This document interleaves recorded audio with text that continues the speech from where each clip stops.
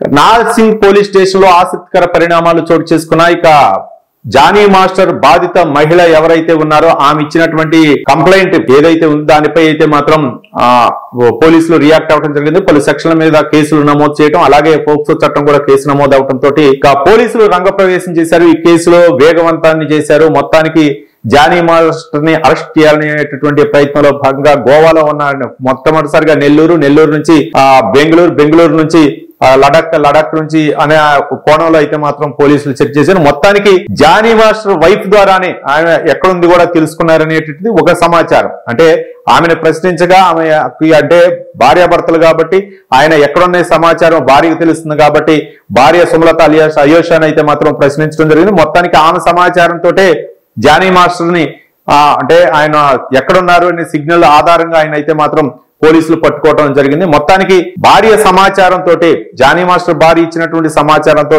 Johnny master అదుపులోకి తీసుకున్నారు. గోవాలో నుంచి తీసుకొస్తున్నారని సమాచారం అందడంతో పోలీసులు గోవా వెళ్లి తీసుకొని వస్తున్నారు. అయితే Jani master Narsing police station కి తీసుకొస్తున్నారు అని చెప్పేసి ఒక ఫేక్ కాల్ అయితే మాత్రం సుమలతకి అయోషాకి వెళ్ళడం జరిగింది. ఈ నేపథ్యంలో ఆమె తన అనుచరులతోటి నార్సింగ్ పోలీస్ స్టేషన్ కి రావడం జరిగింది.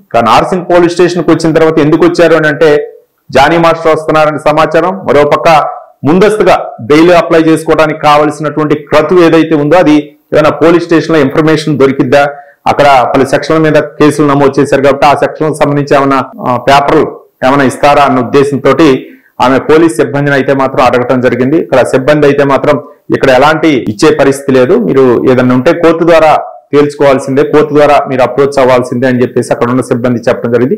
ఈ క్రమంలో స్టేషన్ నుంచి బయటకు వస్తున్నటువంటి క్రమంలో అక్కడ మీడియా సంస్థలకు చెందినటువంటి ప్రతినిధులు అయితే ఆమెను ప్రశ్నించడం జరిగింది. మీపై కూడా అభియోగాలు వచ్చాయి. ఒక పక్క జానీ మాస్టర్ అలాగే ఆయన సతీమణి సుమలత అయోషాపై కూడా ఆరోపణలు